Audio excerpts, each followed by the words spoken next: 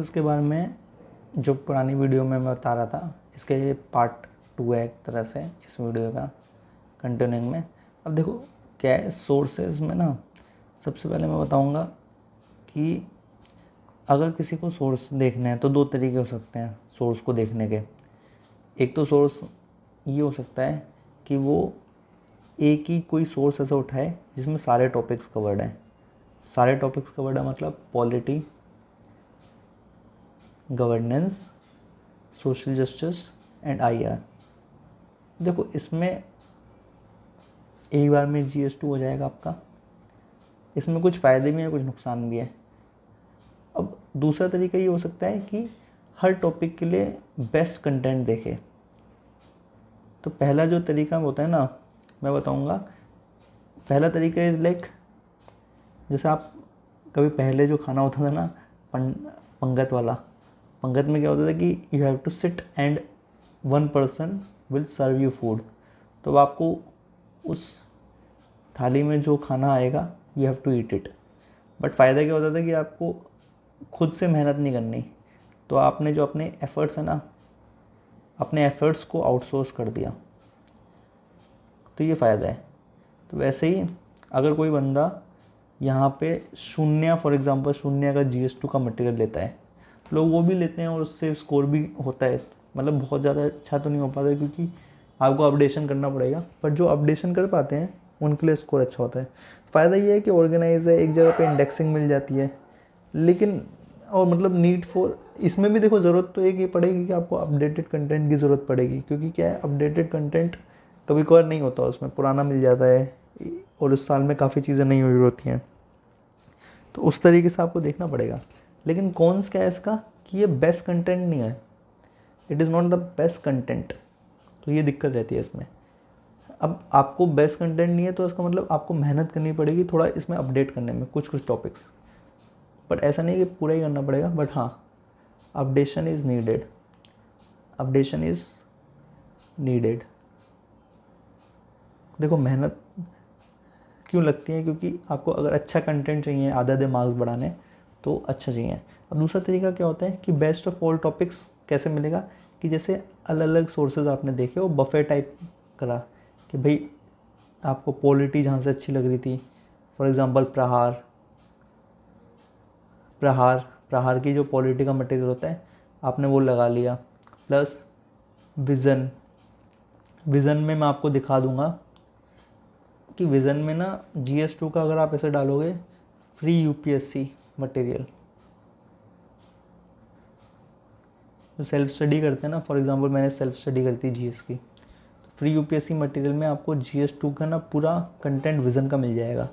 उसको डाउनलोड करो, बढ़िया PDF पढ़ो, उससे नोट्स बना लो, अच्छा बनता है कंटेंट।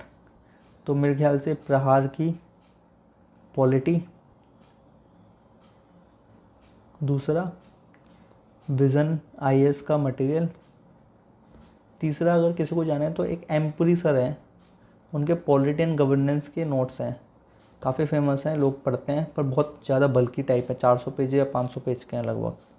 तो आप देख सकते हो अगर आपको देखना हो। मेरे को सजेस्ट किया था मेरी एक फ्रेंड ने जिसका सिलेक्शन हो चुका था, बट थोड़ा इशू रहा, मतलब सिलेबस इतना वास्ट है इसका तो नहीं हो पाता। तो मैंने प्रहार से जो विज़न का मैंने पहले से ही देखा हुआ था उसको ही अच्छे से रिवाइज कर लिया। तो ये सोर्स है। अब स्पेसिफिक सोर्स बता देता हूँ मैं। स्पेसिफिक सोर्स में क्या है कि स्पेसिफिक सोर्सेस,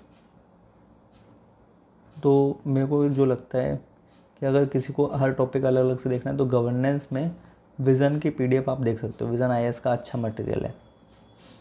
इसके बाद सोशल जस्टिस, सोशल जस्टिस में एक विज़न की ही फैकल्टी हैं, Smriti Shah ma'am, one of the best faculty in society. Society भी यहाँ से देखना है, 10-15 लेक्चर होते हैं और 4 लेक्चर होते हैं लगभग सोशल जस्टिस के। मतलब अगर आपने इनसे देख लिया ना तो आपको सच में बहुत अच्छा हो जाएगा। तो सोशल जस्टिस आपको इनसे देखना है, विज़न की स्मृति शाह मैम से। तीसरा फिर गवर्नेंस हो गया, पॉलिटी, पॉलिटी मैंने बता दिया, विज़न या प्रहार से देख सकते हो, एम्पुरी सर के नोट्स भी देख सकते हो। फिर IR, देखो IR क्या है ना, IR में कुछ चीज़ें होती हैं स्टैटिक, पर मोस्टली होता है ये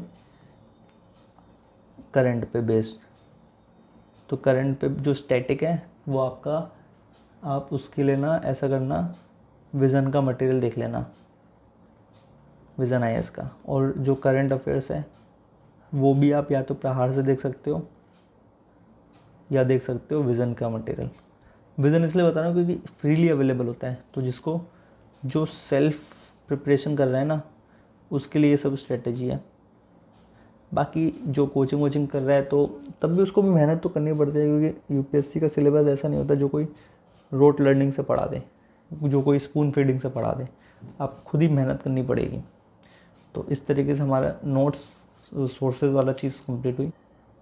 मैं ये डिस्कस करना चाहूँगा, अब मैं ये डिस्कस करूँगा कि PYQ एनालिसिस GS2 में कैसे करना है। देखो मेन क्या होता है PYQ के एनालिसिस करने का फ़ायदा। सबसे पहले आप लैंग्वेज यूपीएससी की समझ पाते हो, तो you get comfortable with the language कि भाई कैसी लैंग्वेज है, कॉम्प्लेक्स सेंटेंसेस तो नहीं बनाते, और क्या पॉइंट्स कैसे तोड़ने होते हैं। दूसरा थीम्स रिपीट होती हैं। अगर आप देखोगे ना यूपीएससी में काफ़ी बार थीम्स रिपीट होती हैं, तो वो कंटेंट रेडी हो जाता है। तीसरा प्रिडिक्शन ऑफ टॉपिक्स होता है। खैर अब इतना नहीं हो पाता प्रिडिक्शन ऑफ टॉपिक्स, जैसे इस बार मैंने GS थीम में काफ़ी चीज़ें प्रिडिक्ट करी थी, तो एक मेरा नार्को टेररिज्म और 2-3 टॉपिक तो आए, बट ओवरऑल इतना ब्रॉड ट्रेंड रिपीट नहीं हुआ। थोड़ा अनकन्वेंशनल क्वेश्चंस भी आ गए थे GS थीम में, तो प्रिडिक्शन ऑफ टॉपिक्स हो जाते हैं। मेन तो क्या होता है कि आपकी आंसर राइटिंग प्रैक्टिस हो जाती है PYQ लिखने से। और एक मेन ये होता है कि आप ना भटकते नहीं हो, तो आपको एक स्ट्रेटजी में भी हेल्प होता है कि भाई कितना नहीं पढ़ना, क्या पढ़ना है क्या नहीं पढ़ना, ये इम्पोर्टेंट टॉपिक है। तो इस तरीके से ये हो गया कि भाई PYQ एनालिसिस के इम्पोर्टेंस क्या है। PYQ एनालिसिस कैसे करना है, सबसे पहले ये देखो कि क्या थीम्स रिपीट हो रही हैं, थीम्स रिपीटेशन कैसे हो रहा है, रिपीटेशन कैसे हो रहा है। दूसरा ये देखो कि थीम्स जो रिपीट हो रही है ना वो किस वर्ड्स में रिपीट हो रही है, मतलब क्या करंट अफेयर्स से रिलेटेड है, कितना करंट अफेयर्स है। और एक ये वाला एनालिसिस करो कि भाई PYQ देख के अगले साल का प्रिडिक्ट करना, ये काफ़ी हेल्प करता है अगले साल का प्रिडिक्ट करना, है ना। इसके बाद एक चीज़ कर सकते हो कि जो PYQ का एनालिसिस है ना, PYQ एनालिसिस ना ब्रेनस्टॉर्मिंग में मदद होती है। ब्रेनस्टॉर्मिंग में एक अलग वीडियो में थोड़ा एक डॉक्यूमेंट करूँगा कि भाई ब्रेनस्टॉर्मिंग कैसे करनी चाहिए। तो ब्रेनस्टॉर्मिंग अगर कोई कर रहा है तो उसको काफ़ी टॉपिक्स की पॉइंट जनरेट हो जाते हैं, तो पॉइंट जनरेशन में हेल्प मिलती है। तो ये होता है utility and how to analyse the PYQ। अब एक चीज़ के बारे में डिस्कस करते हैं कि how to ways to attempt a test series, mains की टेस्ट सीरीज़। अब देखो मेंस की टेस्ट सीरीज़ ना, मतलब मैं समझता हूँ कि टेस्ट सीरीज़ तो लगानी चाहिए। कई लोग बोलेंगे कि भाई घर से ही कर लो, पर वो डिसिप्लिन नहीं आ पाता। तो टेस्ट सीरीज़ का देखो सबसे पहले वे कैसे अटेम्प्ट करना चाहिए। सबसे पहले आपने सीरियसली उस टॉपिक पे पढ़ाई करी, seriously you have studied that topic, timeline follow करनी है। ये नहीं कि मतलब इसमें डिसिप्लिन का इम्पोर्टेंस है, भाई जिस दिन टेस्ट है उसी दिन देना है, डिले नहीं करना। और डिले हुआ भी तो 1 या 2 दिन, इससे ज़्यादा नहीं। तीसरा मुझे लगता है कि जो मॉडल आंसर है ना, खासकर फोरम के, वो आपके नोट्स में ऐड होने चाहिए। It should get added in your notes. तो नोट्स अपडेशन करना चाहिए। अगर आपने नोट्स अपडेशन कर लिया तो काफ़ी हेल्प मिलेगी। मॉडल आंसर बहुत अच्छे होते हैं फोरम के तो आई वुड सजेस्ट कि करना ही है। कोई लापरवाही नहीं करनी। No procrastination. अगर जैसे आपने टेस्ट दिया इन केस 3 से 5, अगर आपने टेस्ट दिया 3 से 6 PM, तो आपको उसी दिन 9 से 12 PM 3 घंटे एनालाइज करना पड़ेगा क्वेश्चन पेपर। वरना आप भूल जाओगे आपने क्या लिखा, आपको अगले दिन लगेगा ये मैंने ही लिखा था क्या, ये पॉइंट्स मेरे ही थे क्या। तो ऐसा नहीं होना चाहिए। तो you have to be very proactive in analysing the mock test and model answers. ठीक है, तो ये हमारा हो गया। इसके बाद मैं एक चीज़ कहूँगा, जो टेस्ट है ना उसमें ये चीज़ देखो कि आपके जो क्रिटिकल फीडबैक है, तो फीडबैक में क्या एक कंसिस्टेंटली एक रिव्यू मिल रहा है, उस फीडबैक को आप लो। तो इस तरीके से ना अच्छा होगा आपका। हाँ, तो एक और आप लास्ट पॉइंट ऑफ डिस्कशन कि करंट अफेयर्स को कैसे टैकल करना है इन GS2।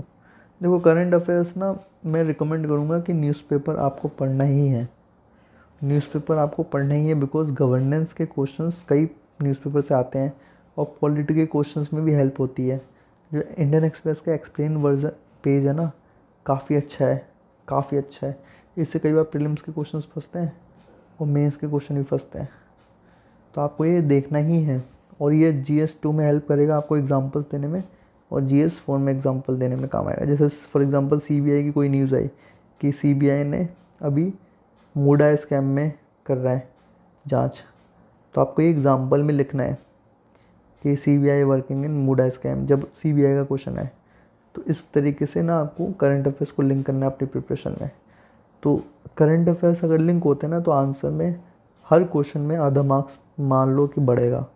अब हर क्वेश्चन में अगर आधा मार्क्स बढ़ेगा तो 20 क्वेश्चन होते हैं, 10 मार्क्स हर पेपर में, 10 मार्क्स बढ़ेगा तो 40 मार्क्स ओवरऑल GS में। 40 मार्क्स में तो काफ़ी अच्छी रैंक मतलब आ सकती है अगर आप बाहर हो रहे हो तो मुझे भी लगता है कि ना करंट अफेयर्स को लिंक करके याद करके करना है हर बार, और अच्छे से करना है, और हो जाता है। एवरीथिंग वन होता है ना, everything will fall into place at the right time. इस चीज़ को विश्वास रखो कि जब समय आएगा ना, जब समय आएगा तो सारे कार्य अपने आप हो जाते हैं, तो सारे कार्य अपने आप हो जाते हैं। मतलब ये फ़िलोसफी में मैं बिलीव करने लगा हूँ कि भाई when the time will come तो everything will fall into place, everything will fall into place. So thank you and have a nice day. Thanks.